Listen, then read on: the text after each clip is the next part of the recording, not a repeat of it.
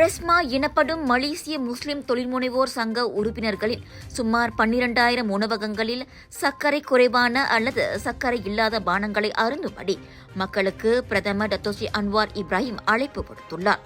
இதன் வழி அவர்கள் ஒரு கிளாஸிற்கு 30 சென்ட் குறைந்த விலையில் பானங்களை பெற முடியும். இந்த சலுகை மற்றும் முன்முயற்சியானது பயணிட்டாளர்களுக்கு சிக்கனமான மட்டுமின்றி அதிகமான சீனியை பயன்படுத்தாமல் ஆரோக்கியமான வாழ்க்கை முறைகளையும் வளர்க்கிறது என அன்வார் கூறினார். சர்க்கரையை குறைத்தால் அதன் விலையும் குறையும். இப்போது பானங்களில் சர்க்கரை இருந்தாலும் இல்லாவிட்டாலும் விலை ஒன்றாகத்தான் இருக்கிறது.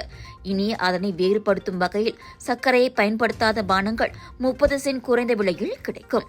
எனவே சர்க்கரையை குறைப்பதற்கான இயக்கத்தை நாம் மேற்கொள்வோம் என புத்ராஜயா நாசிகண்டார் உணவகங்களில் மலேசிய மடானி சின்னத்தை பயன்படுத்தும் நிகழ்வை தொடக்கி வைத்த பின் செய்தியாளர்களிடம் பேசிய போது அன்வார் இத்தகவலை வெளியிட்டார்.